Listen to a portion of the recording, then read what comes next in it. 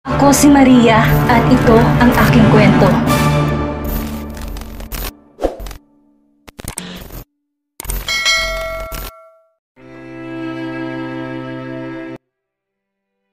Maupo ka. Saad ni Carmela kay Sofia. Naupo naman si Sofia. Gusto ko sanang mag-apply ng trabaho dito. Okay lang kahit cleaner, janitress. O kung papayagan mo ay maging intern. Wika ni Sofia. What happened to your current job? Seryosong tanong ni Carmela. Nahihiyang yumuko si Sofia sa kanilarong mga daliri niya.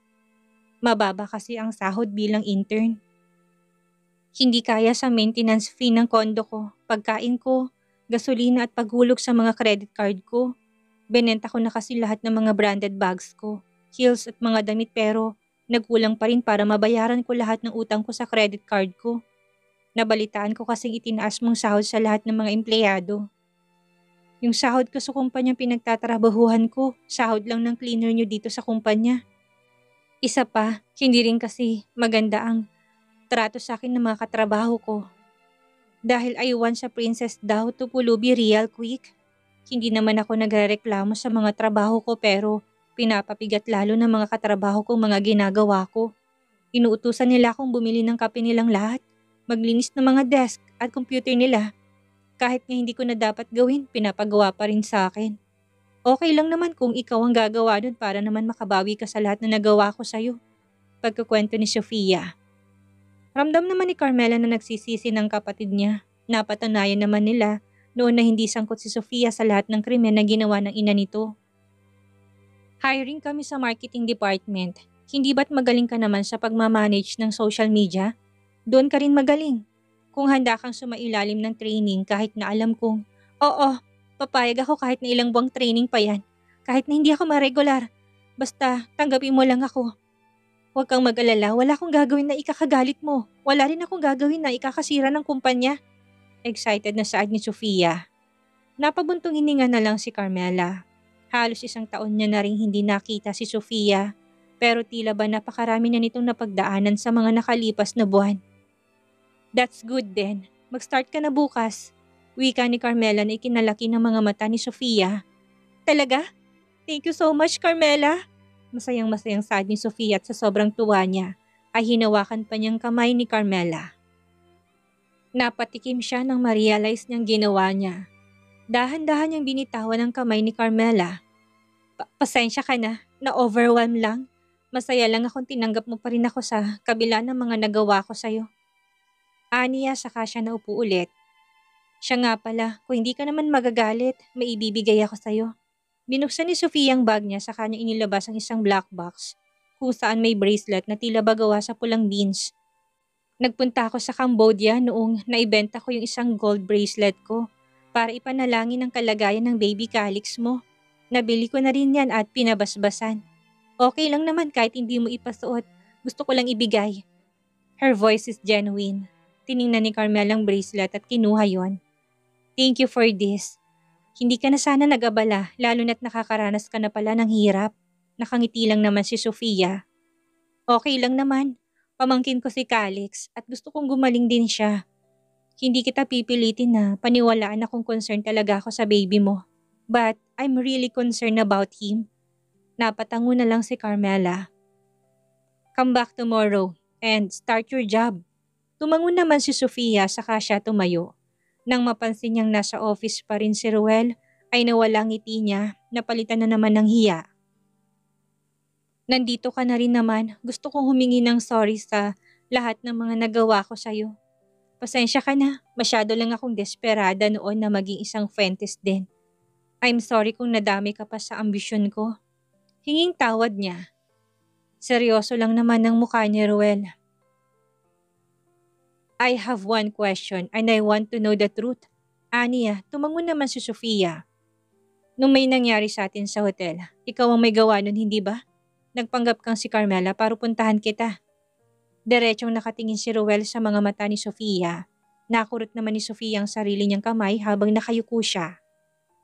Salubong na rin ang mga kilay ni Carmela dahil hindi niya alam ang tungkol sa bagay na ito. Ginamit ni Sofia ang pangalan niya para puntahan siya ni Ruel. I'm sorry.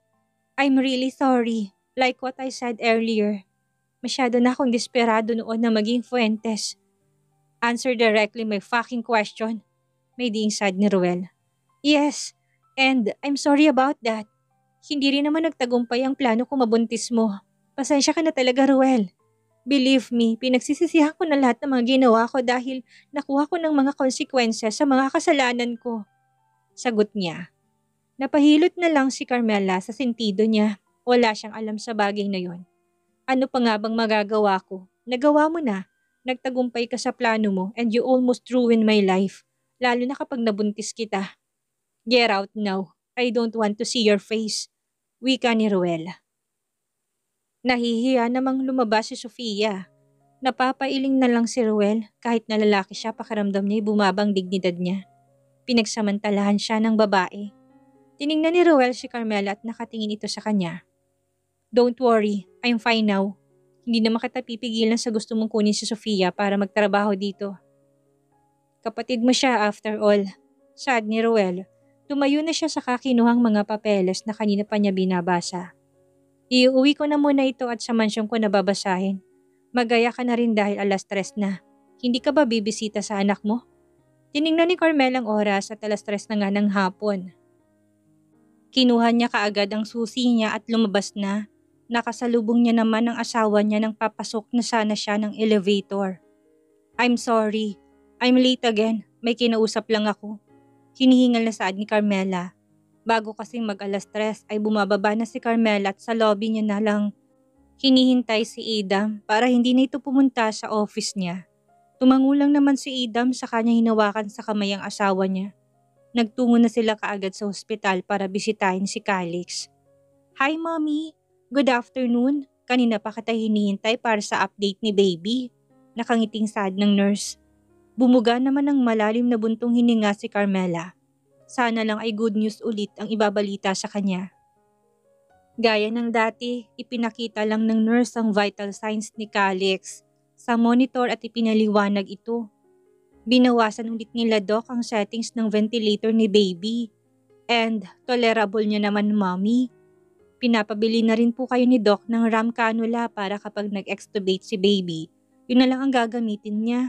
Aalisin na po itong tubo niya kung sakali mang magpatuloy ang recovery ni baby. Sa narinig ni Carmela para bang bumilis ang tibok ng puso niya. Halo-halong emosyon ang nararamdaman niya. Masaya pero natatakot. Masaya siya dahil maaalis ng tubo ng anak niya. Natatakot din dahil paano kung biglang hindi kayanin ng anak niya ang walang suporta ng ventilator. Humugot ng malalim na paghinga si Carmela. Ito mami yung reseta ng ram cannula niya. Magtanong na lang po kayo sa pulmonary office kung available po yan. Ibinigay ng nurse ang reseta. Tumango lang naman si Carmela. Sana'y magtuloy-tuloy ng pagaling ng anak niya hanggang sa mailipat sila sa ward at hanggang sa makauwi na ulit sila. Nang umalis ang nurse matapos niyang mag-update, ay hinalikan ni Carmela sa noo ang anak niyang natutulog. Hindi niya maipaliwanag ang tuwang nararamdaman niya. Matatanggalan ka na ng tubo. Ibig sabihin yan malapit ka na ring ilipat sa ward. Ani ni Carmela sa isip niya. Nangingilig naman ang mga luha sa mga mata niya. Ayaw niya na munang magdiwang. Ayaw niyang maging excited. Sana lang ay magtuloy-tuloy pa para nang sa ganuan makalabas na ito. Hi loves, can you open your beautiful eyes? I want to see it baby. Mahina niyang saad. Tila naman nakakaintindi ang anak niya. Iminulat nito ang kanyang mga mata. Kaya tuwang-tuwa si Carmela. Pero makalipas lang ang ilang minuto'y pumikit na ulit ito. Masaya na si Carmela na makita saglit ang pagmulat ng mga mata ng anak niya. Dahil sa tuwing bumibisita siya, palagi itong tulog. Magpagaling ka na para makalabas ka na dito. Hindi naman kita kayang patahanin at ihele dahil may tubo ka pa. Kapag umiyak ka dito, hindi ka nila maririnig. Hindi nila malalaman kung umiiyak ka na ba dahil wala ka namang boses. Dahil dyan sa tubo mo, maghihintay kami palagi anak. Tandaan mong mahal na mahal ka namin. Mahirap man dahil Diyos ang kaagaw namin sa buhay mo. Pero hindi ka namin susukuan. We want you here. Gusto pa naming hiramin ng mahabang panahon ng buhay mo. Ayaw kung ako ang maglilibing sa inyong mga anak ko. Kayo dapat na maghahatid sa amin sa huling hantungan namin. Aniya pa sa kamuling hinilikan sa noo ang anak. Napangiti siya nang ngumiti ang anak niya kahit na natutulog ito. Gustong-gusto niya na makasama ang bunso niya. Gusto niya itong matitigan ng walang binibilang na oras. Nang lumabas siya ng ICU, ay matamis niyang nginitian si Adam. Umaasa naman si Adam na may maganda ng balita ulit sa anak nila. Tinitigan ni Carmela ang binigay sa kanyang reseta. Nag-search na siya online kung anong itsura nito. Napangiti na lang siya dahil ibig sabihin oxygen na lang ang tutulong sa kanya para huminga. Napatingala si Carmela kahit nakisame lang ang nakikita niya. Mariin niyang ipinikit ang mga mata niya at taimtim na nanalangin. Thank you for giving my son a second chance to live. We promise to you we'll take care of him. Tanggap na namin ang sakit niya pero sana ay hayaan mo mabuhay pa rin siya kasama namin. Aniya saka siyang ngumiti at nagpakawala ng malalim na buntong hininga. 2 weeks from now, 3rd month na ng anak niya. Gusto niya sanang makalabas ang anak niya para makapag-celebrate sila. Pero okay na rin sa kanya na dito ulit sila sa hospital. Magse-celebrate ng 3 buwan. Ayaw niyang madaliin ang paggaling ng anak niya dahil natatakot siyang baka kapag naiuwi na nila ito, ay biglang may mangyari sa anak niya. Nang lumabas si Ada, may tumayo na rin si Carmela sa kinauupuan niya. Nasabi sa akin na aalisin ang tubo niya. Pagkukumpirma ni Adam sa asawa niya, nakangiti namang tumango si Carmela. Niyakap ni Adam ng mahigpit ang asawa niya. Thank you Lord, oh God, thank you. Mahina niyang saad. Hindi nila akalain na mas mapapalapit sila sa Diyos lalo na sa matinding pagsubok na dumaan sa buhay nila. Gusto nilang magalit pero mas nangingibabaw ang takot nila sa kayang gawin ng Diyos. Habang nasa biyahe sila, hindi mapigilan ni Carmela na hindi mapangiti. Bumuga siya ng malalim na buntong hininga. Paghinga ng magaan sa dibdib. Pakiramdam niya unti-unti siyang nabubunutan ng tinik sa tuwing magagandang balitang naririnig niya mula sa mga nurse at doktor ng anak nila. Hinawakan ni Adam ang kamay ng asawa niya. Nilingon naman siya ni Carmela. Matamis silang ngumiti sa isa't isa. May katapusan din palang kadiliman at sakit na nararanasan nila. Umaasa silang sana ay magtuloy-tuloy na. Gusto na nilang gumaling ang anak nila, maging happy heart na ito. Okay lang sa kanila na may sakit ito sa puso pero sana'y maging normal pa rin ang lahat sa kanya. Ang gusto lang nila ay hindi ito maging hingalin. Dumaan na muna silang kumain sa isang restaurant. Habang nag-order si Adam ay nakatingin naman sa labas ng restaurant si Carmela. Sa tuwing may nakikita siyang mga magulang na kasamang mga newborns nila ay hindi niya mapigilang hindi mainggit. Magta3 buwan ng anak nila, nakakapasyal na sana sila bilang isang pamilya pero hindi nila magawang mag-out of the country dahil alam naman nilang hindi sila magiging masaya dahil iniisip nilang anak nilang nasa piko pa. Napabuntong hininga si Carmela sa kanya tinignan ng asawa niyang sinasabi pa sa waitress ang mga order nila. Ito sanang pagkakataon ni Adam na makapag-alaga ng bagong silang nilang anak pero sa hospital pa lumaki ang anak nila. Nang maka-order na si Adam ay tiningnan niya na si Carmela. Nginitian ni Adam ang asawa niya nang makita niyang nakatitig ito sa kanya. Are you okay? Tanong ni Adam.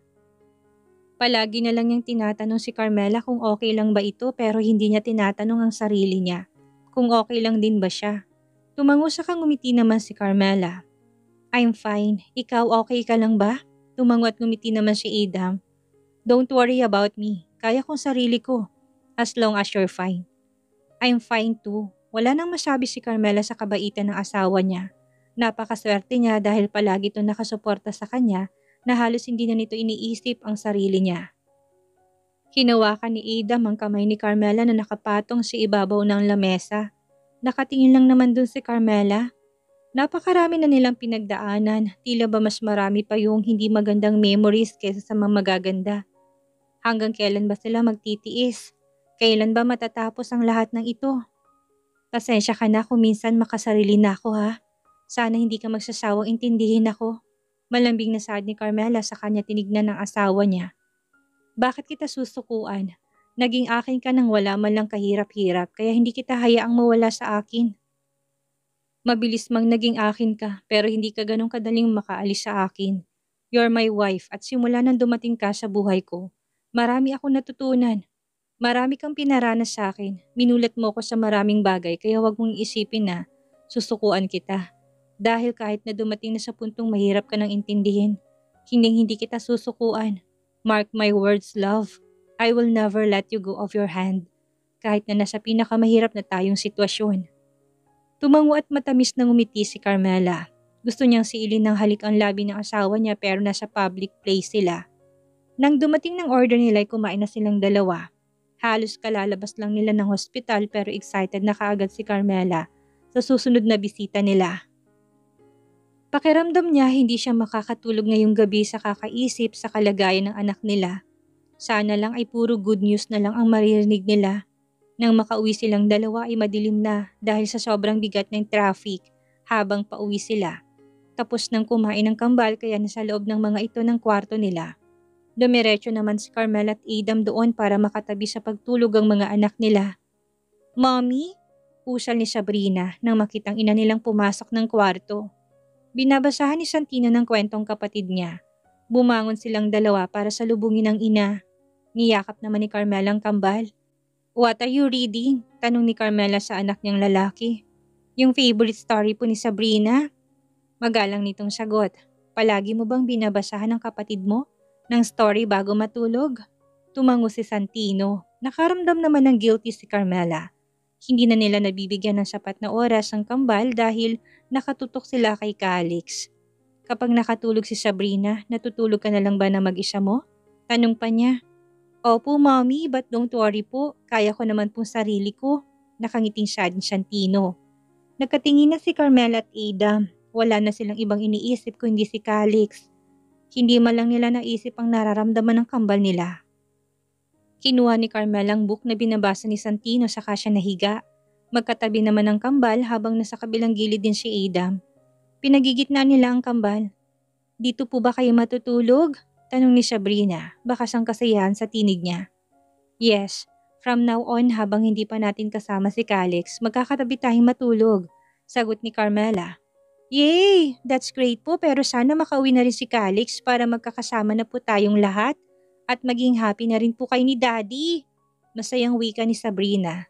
Tipid lang nang umiti si Carmela. Matured mag-isip ang mga anak niya dahil sila ang unang iniisip kesang mga sarili nila. Sinimulan ng basahin ni Carmela ang kwento habang nakikinig ang kambal. Nakatitig silang dalawa sa kanilang ina na may ngiti sa kanilang mga labi. Nang matapos basahin ni Carmela ang isang kwento ay nagbasa pa siya ng ibang kwento. Nakakatatlong kwento pa lang siya pero nakapikit ng mga mata ng mga anak niya. Sa pang-apat na kwento ay tuluyan ng tinangay ng antok ang dalawa. Dahan-dahang ibinaba ni Carmela ang libro sa kainayos ang pagkakahiga ng mga anak nila. Nagkatinginan silang mag-asawa sa kahinalikan ng isa't isa bago yumakap sa mga anak nila at natulog na rin. Kinabukasan nang magising sila ay dumiretso na sila sa kusina para kumain. "Chairman," usal ni Adam nang makita si Chairman na nakaupo sa sofa. Ilang linggo rin itong hindi umuwi sa kanila. Binaba ni Chairman ang binabasa niyang magazine sa katinignan ang mag-asawa. Lahat ng mga nangyayari kay Calix ay nalalaman din ni Chairman dahil may mga doktor na personal niyang ina-update. Kapag tuluyang nakalabas ng hospital si Calix, personal na bibisita ditong magiging doktor niya kapag nilipat siya sa Germany. Pero ang nasabi sa akin at least 6 months niya bago gawin ang operation niya. Inayos ko na rin lahat na magiging pansamantala niyong titirhan doon. Everything is fine. Wala na kayong iisipin. Hindi ko alam kung paano ko kayo matutulungan. Ito lang ang kaya kong itulong sa inyo. Wika ni Chairman. Nagkatinginan ng mag-asawa. Ito ba ang ginagawa ni Chairman sa mga panahon na wala ito sa bansa? Malaking tulong na po yun para sa amin, Chairman. Dahil wala na kami iisipin kapag ipupunta na namin sa Germany si Calix. Si Carmela ang sumagot. Ihanda nyo na lang ang mga sarili nyo, lalo na't emotionally.